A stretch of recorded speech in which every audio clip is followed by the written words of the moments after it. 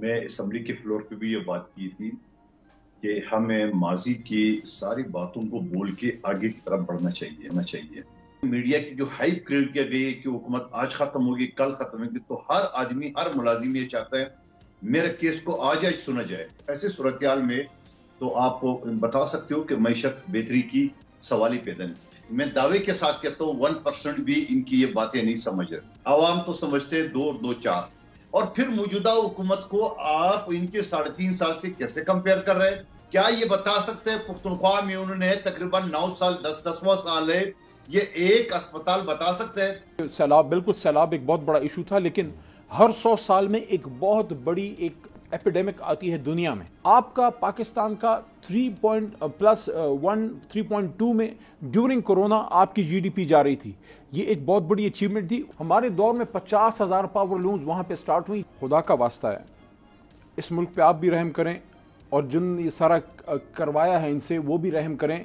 شریف کا کوئی وہ خالہ کا پتر نہیں تھا کینیا میں، وہ پاکستان کے لیے گیا تھا، اس کا جو خون بہا ہے پاکستان کے لیے، اس کا جو ہے وہ خون گرا ہے۔ آؤ نئے الیکشن پہ ہم اور آپ بیٹھتے ہیں، بجائے اس کے کوئی ڈنڈے کے زور پہ آپ کو بٹھائے، خود بیٹھو، خود فیصلہ کرو اور پاکستان کو آگے لے کے جاؤ۔ سبسکرائب کریں اور بیل دبائیں تاکہ کوئی خبر رہ نہ جائے۔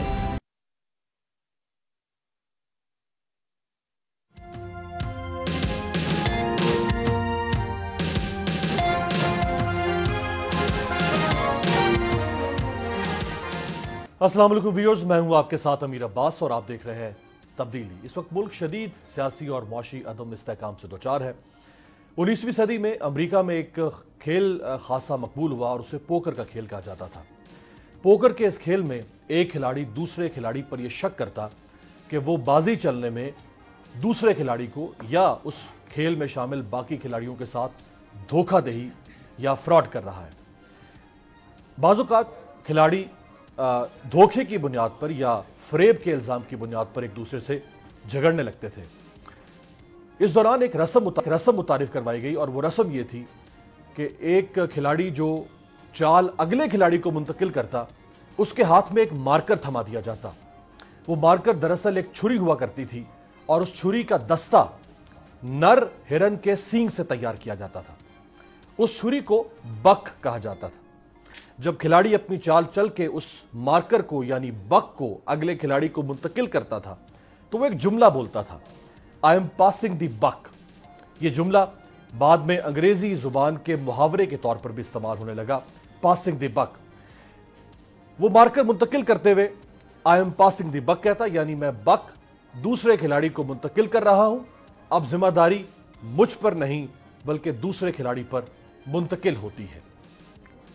20ویں صدی میں اس محاورے سے مختلف معنی رکھنے والا ایک اور محاورہ انگریزی زبان میں مستعمل ہونا شروع ہوا، اور وہ محاورہ تھا دی بک سٹاپس ہیئر، یعنی ذمہ داری اب آگے نہیں، ذمہ داری یہیں مجھ پر منتقل ہوتی ہے۔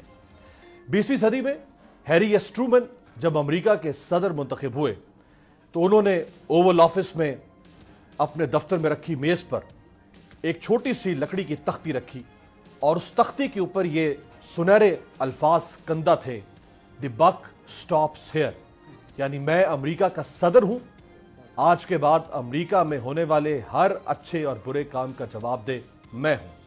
1952 میں ہیری ایس ٹرومن نے امریکہ کے نیول وار کالج سے خطاب کیا، اور اس تاریخی خطاب میں اس نے کہا کہ امریکی صدر کے فیصلے کوئی اور نہیں کرتا، امریکی صدر کے فیصلے امریکی صدر کو خود کرنے ہیں۔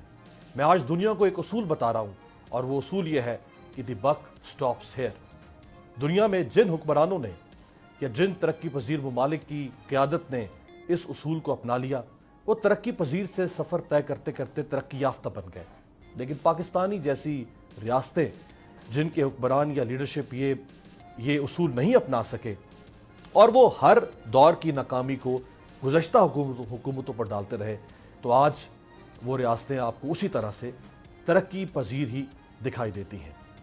کیا آج کی حکومت اس اصول پر چلے، دی بک سٹاپس ہیئر، یا وہ ہر اس دور کی جو عدم استحکام ہے اس کی ذمہ داری ماضی کی حکومت پر ڈالتی رہے گی؟ اس کے ساتھ ساتھ عمران خان صاحب اسمبلیاں تحلیل کرنے کا جو اعلان کر چکے ہیں اس پہ بات کریں گے۔ میرے ساتھ 2 ہی معتبر شخصیات موجود ہیں۔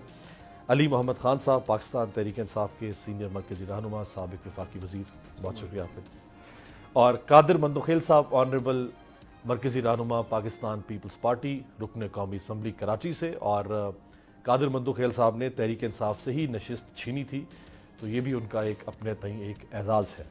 بہت شکریہ قادر صاحب آپ کا بھی۔ آپ ہی سے آغاز کروں گا سر، بہرحال عمران خان صاحب کا جب دور تھا جواب دہ انہی کو ٹھہرایا جانا چاہیے تھا، اس سے پہلے کی حکومتیں وہ اپنی جواب دہی کی پابند تھیں۔ آج آپ کی حکومت ہے، معاشی استحکام نہیں ہے، سیاسی استحکام نہیں ہے، وجہ کوئی بھی ہو، استحکام لانا حکومت ہی کی ذمہ داری ہے، لیکن ہر سوال پہ حکومت جواب دیتی ہے کہ عمران خان یہ کر رہے تھے یا عمران خان یہ کر رہے ہیں۔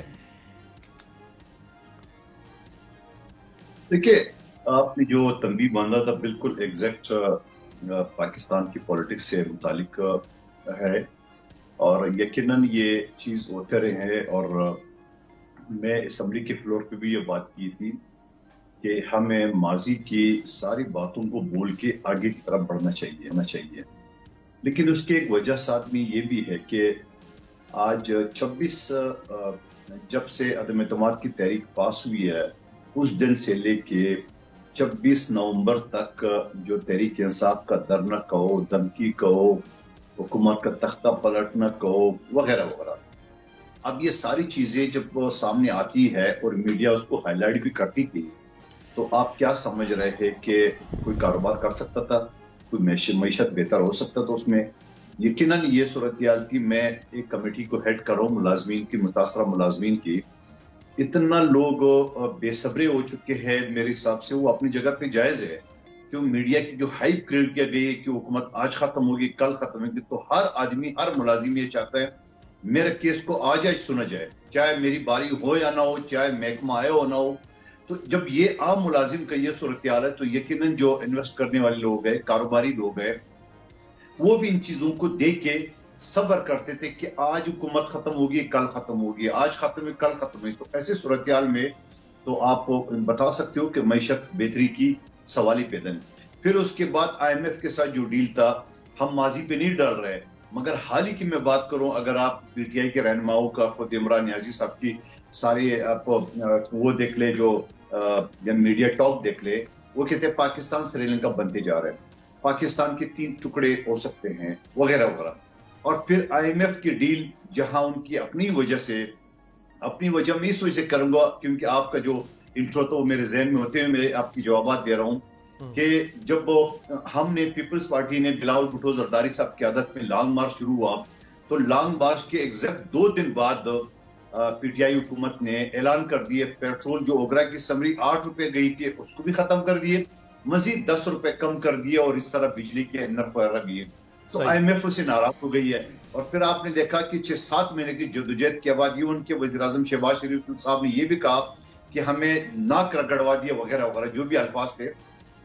تو ایسے صورتحال میں پھر جب اینڈ ٹائم بھی ان کی آڈیو ٹیپ آ گئی، شوکت ترین کی، وہ محسن لغاری اور جھگڑا کی، تو جس سے مزید واضح ہو گیا کہ انہوں نے IMF کی ڈیل کو سبوتاج کرنے کا پورا پلان بنایا تھا، جہاں انہیں سری لنکا کا اور 3 ٹکڑے کے جو ناپاک عزائم کی باتیں کر رہے تھے اس میں۔ تو میں سمجھ رہا ہوں کہ ان ساری چیزوں کو دیکھ کے کیا آپ بتا سکتے ہو بحیثیت اینکر یا جو آپ کے سننے والے کہ ایسی صورتحال میں کیا معیشت بہتر ہو سکتی ہے؟ جی بالکل صحیح ہے، بالکل ٹھیک ہے، میں آپ کی یہ بات اس حد تک تسلیم کر لوں اگر ایک لمحے کے لیے، تو پھر میرا ایک ضمنی سوال آپ سے یہ، پھر میں علی بھائی کی طرف بڑھوں گا، کہ عمران خان صاحب جب 2018 میں آئے تو نہ صرف یہ کہ عمران خان کا اپنا ذاتی حکمرانی کا تجربہ نہیں تھا، بلکہ ان کے ساتھ بہت سارے ایسے لوگ جیسے کہ علی محمد خان بیٹھے ہیں، ان کا پہلے حکمرانی کا تجربہ نہیں تھا۔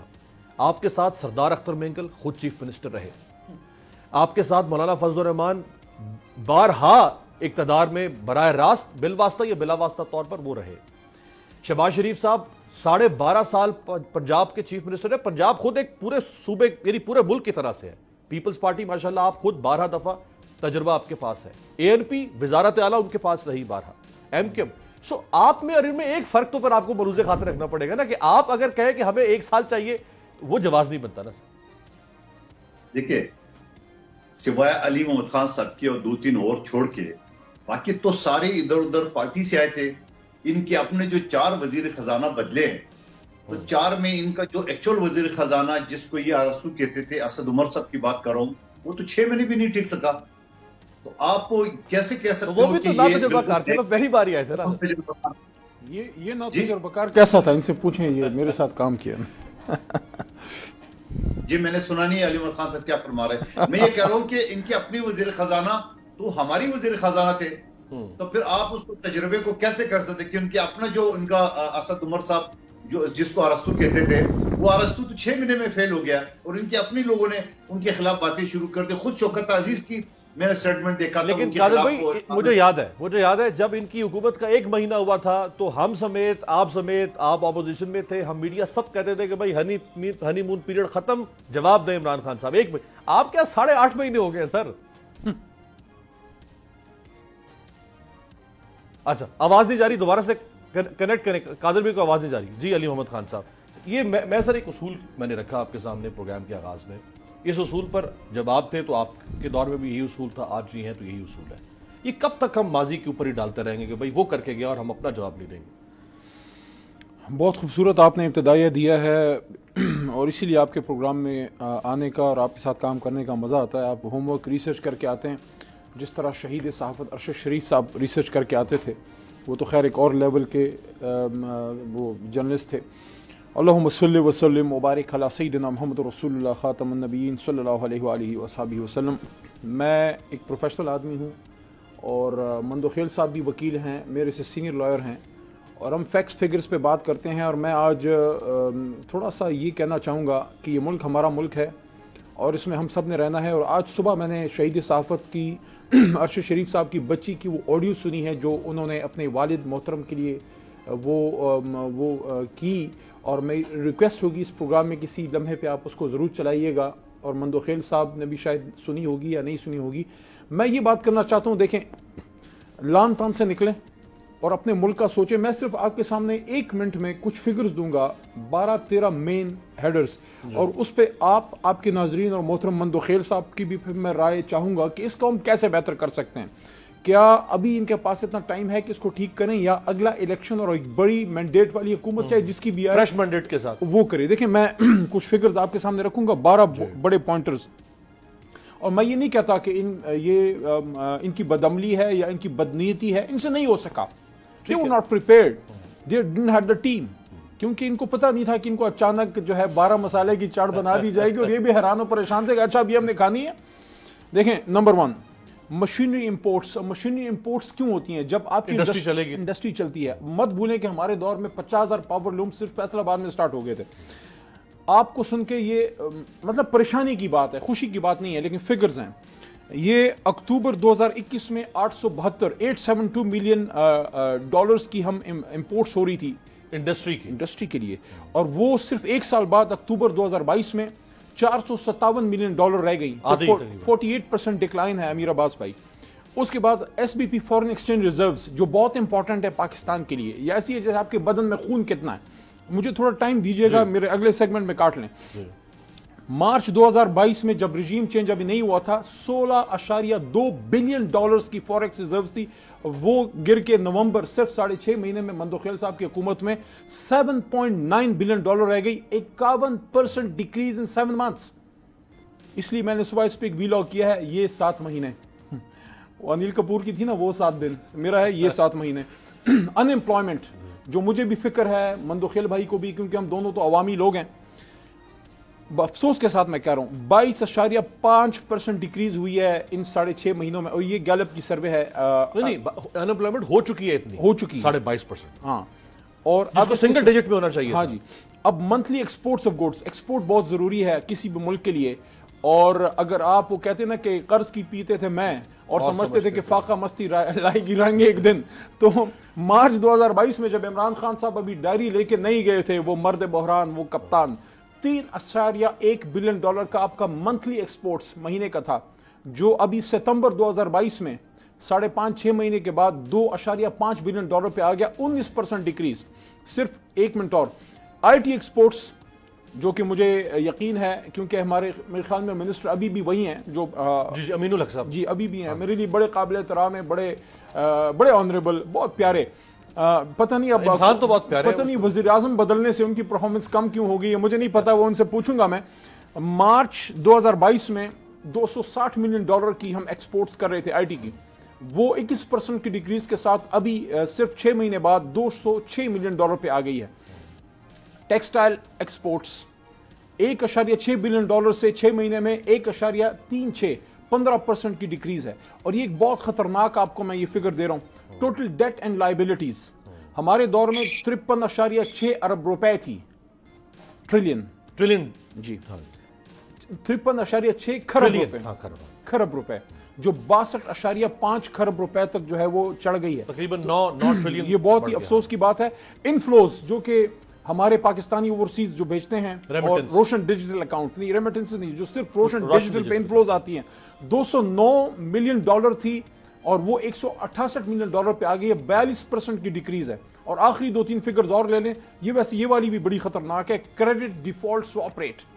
स्वैप रेट आपका 5% से 79% पे जंप कर गया है, 5% से 79% पे आपका जंप कर गया है। और उसके साथ ओवरसीज रेमिटेंसेस जिसकी आप बात कर रहे थे, ये भी अफसोसनाक है, 8% की डिक्रीज के साथ $10.8 अरब से $9.9 अरब पे। और यूएस एक्सचेंज, ये जो बड़ी बात मंदोखेल साहब की लीडरशिप करती थी, और रुपी डिवैल्यूएशन जी, और ये हमें कहते थे कि इन्होंने पाकिस्तान की रुपये का कबाड़ा कर दिया है। हमारे दौर में $1 178 रुपए का, जब vote of no confidence I 178 था, जब गए 188 थी एक महीने अभी 222, ये सितंबर की मैं आपको 25% की है, इसमें भी वैसे तो 250 तक गया है। और एक और देखें, मूडीज, आखिरी बात बस सिर्फ 20 सेकंड, और फिच रेटिंग ये हमारी नहीं है, ये ना उनको इमरान खान से सरोकार है ना मियां साहब से, बिल्कुल सही, उनको किससे सरोकार है, वो अपने फिगर्स पे जाते हैं। मूडीज ने आपको B3 से CAA1 पे डाउनग्रेड कर दिया है, फिच रेटिंग ने आपको B से CCC+ पे डाउनग्रेड कर दिया है। और आखिरी जीडीपी ग्रोथ, और इस पे बात मैं फिर आखिरी बात करता हूं, जीडीपी ग्रोथ हमारे दौर में जब हम जा रहे थे मार्च 2022 में 6% पे प्रेडिक्शन थी, जो अभी 0 से 1%। अब आप मुझे ये बताएं कि ये इस मुल्क के साथ ये दुश्मनी क्यों की गई? मैं ये नहीं कहता इन्होंने की है, ये तो यूज हुए हैं, इनका सिर्फ एक इंसेंटिव था, इनका सिर्फ एक बेचारे बोले भाले, इनका सिर्फ एक इंसेंटिव था यार, किसी तरीके से नायब रिफॉर्म पे अपने जो है ना खांचे मांचे खत्म कराओ। तो 1100 अरब का खांचा ये डाल गए, अपने केस माफ करा गए। पूछना उनसे है जिन्होंने ये सारा कुछ होने दिया, वो कौन था? वैसे वो जा चुका है, वो कौन था? तो मेरे पास मुझे ये बताएं, ये 6 महीने में पाकिस्तान के साथ ये ज्यादती क्यों की गई? इसलिए मैंने ये बात की है, सुबह भी की और आज आपके प्रोग्राम में भी, कि ये 7 महीने पाकिस्तान की तारीख के तल्ख तरीन 7 महीने के, छेड़ की जीडीपी पे जाता हुआ मुल्क, हर चीज में टेक ऑफ करता हुआ मुल्क, उसको क्यों हो गया? ये तो वही, इसका जवाब हमें चाहिए। क्या इससे मजीद आपने पाकिस्तान की तबाही करनी है, या इलेक्शन में जाके एक नए मैंडेट के साथ बेशक ये लोग आ जाएं, इंशाल्लाह नहीं आएंगे। एक ब्रेक के बाद ये सारे facts and figures Qadir Mandokhel साहब ने सुन ली है, आपने भी सुन ली है, कादिर साहब से इसका जवाब लेंगे। मेरा सवाल वहीं का वहीं खड़ा हुआ है कि अगर ये फिगर्स ठीक है तो फिर जवाब ये हुकूमत देगी या माजी की हुकूमत? ब्रेक के बाद।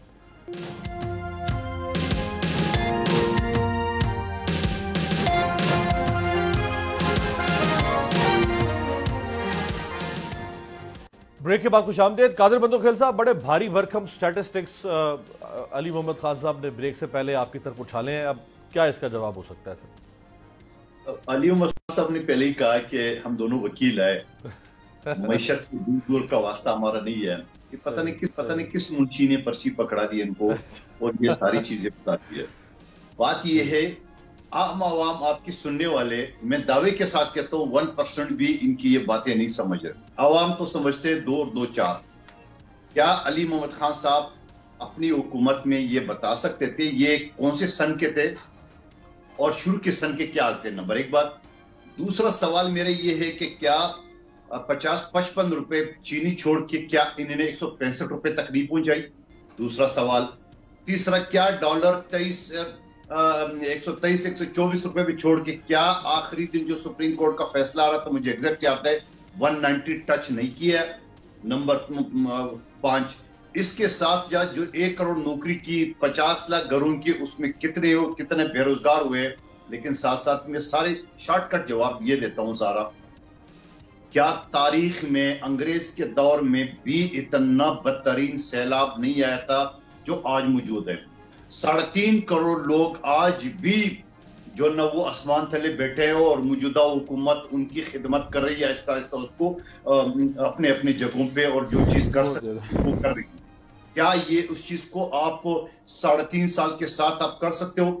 کیا اس کی جو میں نے پہلی بات کی تھی کہ انہوں نے اتنی افراتفری جو مچائی ہے، ایک طرف سیلاب، دوسری طرف اتنا لا اینڈ آرڈر کی صورتحال، جہاں سندھ کے پولیس آ کے اسلام آباد کو محفوظ کرنے کے لیے بیٹھے ہوئے تھے سردی میں، یہ ساری چیزیں ایک ساتھ ہیں. سوال صرف میرا ایک نہیں ہے، کیا علی محمد خان صاحب پچھلا حکومت جو ہماری نہیں تھی نون لیگ کی تھی، ان کی جو اعداد و شمار ان کے سامنے چھوڑی تھی، کیا انہوں نے بھی چھوڑی تھی موجودہ حکومت کے لیے؟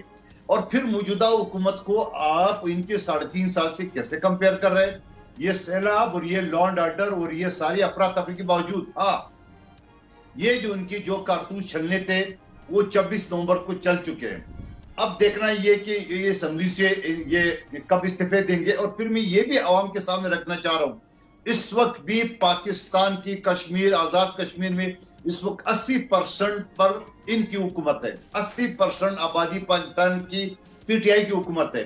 کیا یہ بتا سکتے ہیں پختونخوا میں انہوں نے تقریباً 9 سال 10واں سال ہے، یہ ایک اسپتال بتا سکتے ہیں؟ کیا یہ پنجاب کا جو 4.5 سال سے 4 سال سے ان کی حکومت ہے، یہ بتا سکتے ہیں کوئی پروجیکٹ؟ گاہ گھی والے کیا جو ڈیموں کا اعلان کیا تھا، 3 ڈیم کی کھدائی شروع کی، کیا اس کو ایک بھی کمپلیٹ کرا سکے ان کے؟ کیا یہ جو بے نظیر انکم سپورٹ کا نام جعل سازی سے تبدیل کر کے احساس بنایا، وہ احساس کہاں مر گیا؟ سیلاب میں کیوں نظر نہیں آیا؟ کیوں عوام کو نہیں دیے؟ اس کے ساتھ کیا جو 14-15 ارب روپے کے انہوں نے اعلان کیے کہ ہم نے باہر سے چندہ لے لیے سیلاب کے لیے، آپ بتا سکتے ہو کہ کون سی صوبے میں وہ سیلاب کے پیسے لگے؟ وہ بھائی 1000 چیزیں میں آپ کو گنا سکتا ہوں. علی محمد خان صاحب آپ صبر کریں، ابھی آپ کا جو افراتفری والا ماحول تو ختم ہو گیا ہے. 26 نومبر کے بعد آپ دن گنتے رہے کہ ابھی معیشت کس طرح سپیڈ سے بڑھتی رہیں گے، تو انشاءاللہ آپ کے سامنے آ جائے گی سارے صورتحال. اچھا ایک سوال آپ کی اجازت سے، قادر مندوخیل صاحب، یہ جو آپ نے کہا کہ نون لیگ کے دور میں جو کچھ نون لیگ چھوڑ کر گئی تھی انہوں نے اس سے بدتر کیا یا اس سے بہتر آپ کے حوالے کیا، یہ تو اگین پھر وہی سوال ہو گیا. یہ تو پھر اگر نون لیگ کے اوپر جائیں تو نون لیگ کہتی تھی 2013 میں، ہمیں یاد ہے آپ کی پارٹی پیپلز پارٹی کے بارے میں کہ زرداری صاحب بالکل ملک کا ستیہ ناش کر کے گئے. 2008 میں زرداری صاحب کہتے تھے مشرف صاحب ستیہ ناش کر کے گئے. سو یہ تو پھر اگین وہ تو اسی طرح پھر اب کہاں سے ہم لیاقت علی خان سے شروع کر دیں گے پہلے وزیر اعظم سے؟ میں نے ستیہ ناش کی تو بات ہی نہیں کی ہے. میں نے آپ کی جو انٹرو کی اس کے اوپر عمل کرتے ہیں، میں نے تو صرف اتنی بات کی ہے کہ آپ نے جو اس نے یہ اعداد و شمار اکنامسٹ کی کسی منشی سے لے کے آپ کو پڑھ کے سنایا ہے، میں نے تو اس پہ کمنٹ کی ہے، یہ ساری صورتحال بتایا. میں نے یہ سوال آپ کے سامنے رکھے 9 سال میں یا 4 سال پنجاب کی حکومت میں کوئی ایک بھی پروجیکٹ وہ مکمل کرا سکے جو کہ یہ نام ہے. کیا جو یہ انقلاب لا رہے تھے کرپشن کے خلاف، کیا اس میں ان کی اپنے لوگ سر سے لے کے پاؤں تک نہیں ڈوبے ہوئے؟ کیا توشہ خانہ کی 58 آئٹم اس کا منہ بولتا ثبوت نہیں ہے؟ کیا الیکشن کمیشن کی فائنڈنگ 351 کمپنی کی فارن فنڈنگ کیا ثبوت؟ وہ تو سارے سیپریٹ کیسز ہیں، وہ تو ہر ایک علیحدہ کیس ہے، باقاعدہ توشہ خانہ علیحدہ کیس ہے، فارن فنڈنگ علیحدہ. علی محمد خان صاحب، بات جو آپ نے فیکٹس کوٹ کیے کس منشی نے آپ کو دیے، کہاں سے اٹھا کے لے کر آئے؟ دیکھیں گیلپ سروے ہے، اس کو آپ کہیں بھی آپ دیکھ لیں، ہماری تو نہیں، ہمارے خلاف بھی بڑے سروس کیے ہیں، اور میں یہ نہیں کہتا کہ یہ 100% کریکٹ ہیں، لیکن بہرحال آپ اس کے خلاف کوئی اور فیکٹس لیں. چیزیں میں آپ کے سامنے رکھ دی ہیں کہ ملک آپ کا اس وقت جو صورتحال ہے، یہ بدقسمتی کی بات ہے. دیکھیں سب سے ان امپلائمنٹ پہ تو میں تائید کرتا ہوں، یہ گیلپ نہیں کہا تھا، میں عرض کرتا ہوں. دیکھیں یہ ابھی مندوخیل صاحب نے بات کی کہ سیلاب، بالکل سیلاب ایک بہت بڑا ایشو تھا، لیکن ہر 100 سال میں ایک بہت بڑی ایک ایپیڈیمک آتی ہے دنیا میں، اور ہمارے دور میں وہ آئی کورونا کی شکل میں، کووڈ-19 کی شکل میں. اور جب کووڈ آیا دنیا نے تمام فل لاک ڈاؤن کیا. ان کے اپنے وزیر اعلیٰ نے وہ روز روتے تھے، چیختے تھے کہ فل لاک ڈاؤن کریں، کیوں نہیں کرتے. عمران خان صاحب نے اسمارٹ لاک ڈاؤن کا کانسیپٹ لے کے آئے، جس کو پھر دنیا نے اس کو اپنایا اور دنیا نے اس کو اپریشیٹ بھی کیا. اور آپ کے اس سٹیپس کی وجہ سے کہ جب عمران خان نے سب کچھ فلی لاک ڈاؤن نہیں کیا، آپ کی جو کنسٹرکشن انڈسٹری ہے وہ چلتی رہی، مزدور کو اپنی آڑت ملتی رہی، اور اس کے ساتھ ساتھ آپ کی جو کنسٹرکشن بوم آئی دنیا میں. امریکہ بہت بڑی ابھی بھی آج بھی، حالانکہ لوگ کہتے ہیں ڈکلائننگ سپر پاور، لیکن آج بھی بہت بڑی اکانومی ہے. ٹھیک ہے جی، ان کا نیگیٹو میں گیا G D P during corona. U K کا نیگیٹو میں گیا. फ्रांस सॉरी उसका जापान का जो बहुत बड़ा एशिया का बहुत बड़ा माशी इंजन है उसका नेगेटिव में गया। जर्मनी जो यूरोप का माशी इंजन है, यूके से आगे है, वो नेगेटिव में गया। और पड़ोस में हिंदुस्तान वो भी नेगेटिव में या 1 के करीब थे। आपका पाकिस्तान का 3.2 में ड्यूरिंग कोरोना आपकी जीडीपी जा रही थी। ये एक बहुत बड़ी अचीवमेंट थी उस जमाने में जब दुनिया की बड़ी बड़ी इकोनॉमीज बैठ रही थी। दुनिया आज तक हैरान है कि ये क्या हुआ। अल्लाह ताला की मदद थी इमरान खान साहब को। और जैसे 3.1 3.2 को हमने छोड़ा जब कोरोना से अब थोड़ा बहुत निकले। याद रखें कि हमारे दौर में फुले भी कोरोना खत्म भी नहीं हुआ था। और आपकी आखिरी प्रोडिक्शन 6 की थी जब हमारी हुकूमत जा रही थी। आज देखें सारी चीजें एक तरफ रखें, हमारे दौर में आखिरी प्रोडिक्शन 6 की जीडीपी की थी, आज इनका देख लें 0 से 1% है।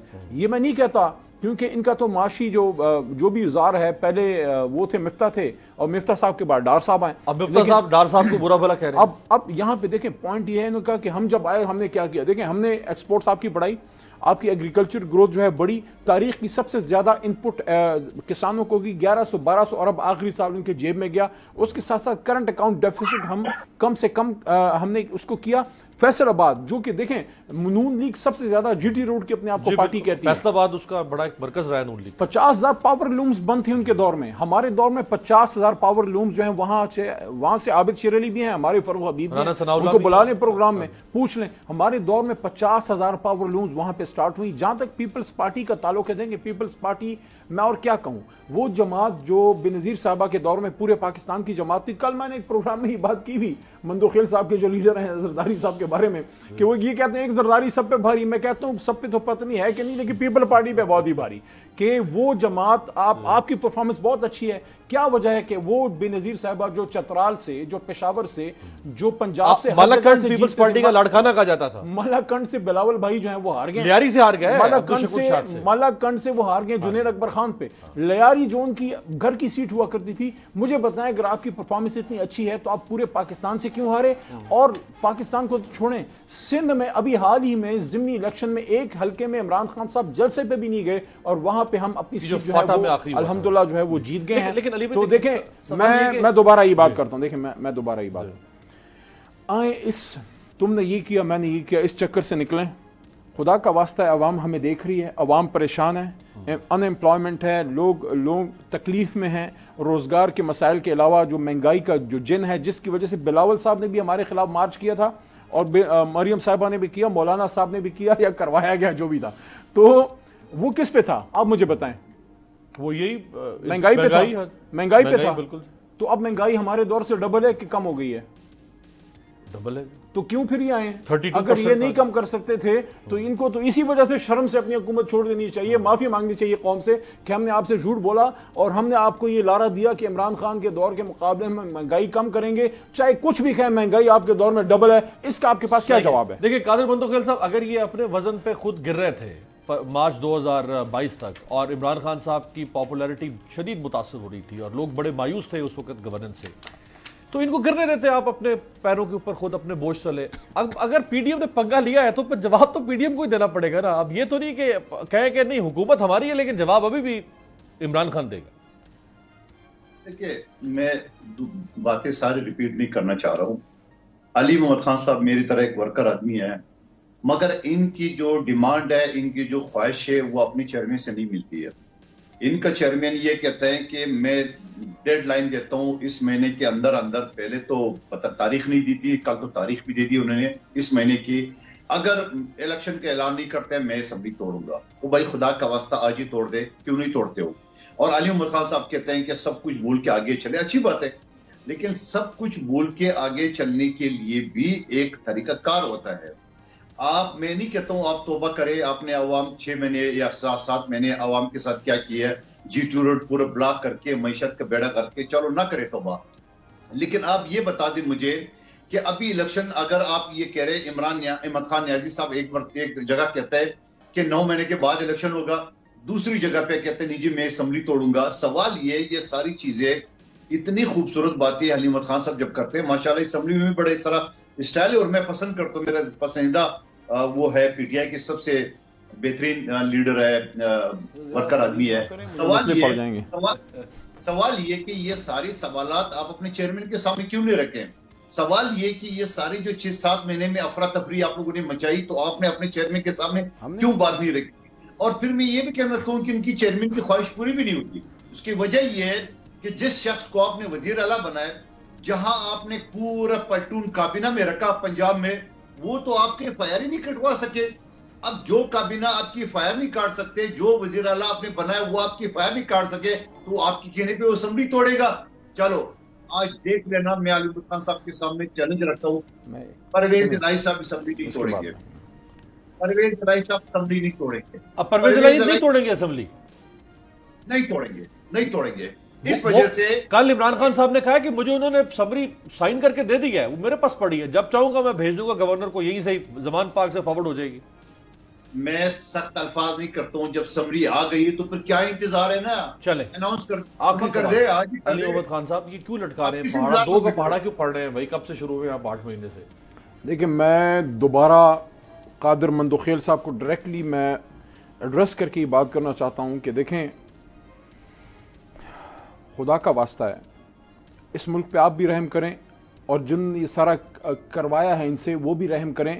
یہ ملک اس لیے نہیں بنا تھا کہ جو آپ نے ابھی بات کی نا امریکن پریزیڈنٹ کی، ہمارے ملک کے ساتھ انہوں نے کھلواڑ کیا، لیکن ان کو اس بات کا کریڈٹ آپ دیں گے کہ اپنے ملک کو انہوں نے چلایا ہے. بالکل چلایا انہوں نے اپنے ملک کو. دیکھیں یہ کس نے ان کو اختیار دیا ہے کہ 7 سمندر پار بیٹھ کے پاکستان میں جو 47 میں ہم نے آزادی خون دے کے جو ہم نے حاصل کی تھی، اور آج بھی وہ آزادی جو ہے خون دے کے ہی قائم ہے. آج بھی ہماری پاک فوج قربانیاں دے رہی ہے. اور ارشد شریف کا کوئی وہ خالہ کا پتر نہیں تھا کینیا میں، وہ پاکستان کے لیے گیا تھا، اس کا جو خون بہا ہے پاکستان کے لیے اس کا جو ہے وہ خون گرا ہے. دیکھیں میں انہوں نے پوچھا، عذرائے تفنن نے بات کی کہ ہم اپنی FIR نہیں کاٹ سکے. قادر بھائی یہ وہی طاقتیں ہیں جنہوں نے آپ کی سٹنگ وزیر اعظم بے نظیر بھٹو شہید، جو کہ پیدل جب ان کو خبر ملی کہ مرتضیٰ شہید ہو گئے، پیدل وہ بھاگی، وہ وزیر اعظم اپنے بھائی کے قاتلوں کو آج تک کیفر کردار تک نہیں پہنچا سکی.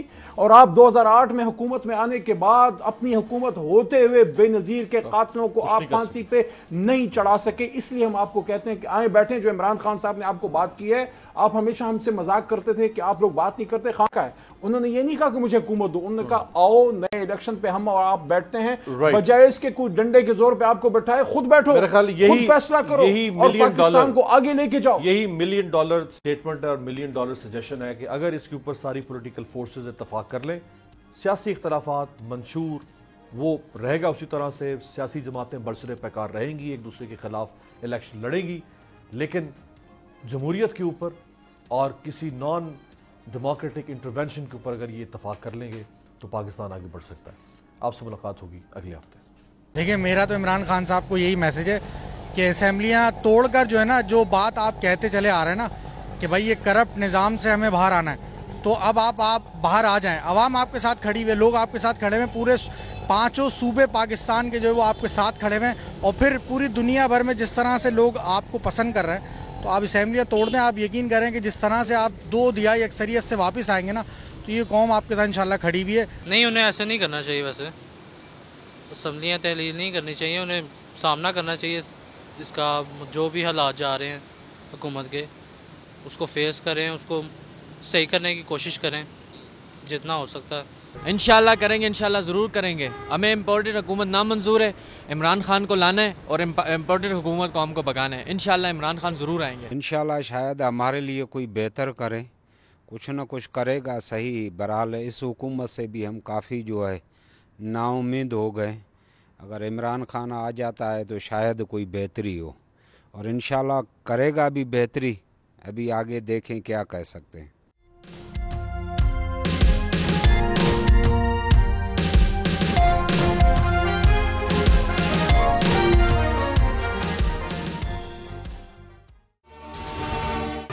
اگر آپ کو یہ ویڈیو پسند آئی ہے تو ہمارے چینل کو سبسکرائب کریں اور بیل آئیکن پر کلک کریں.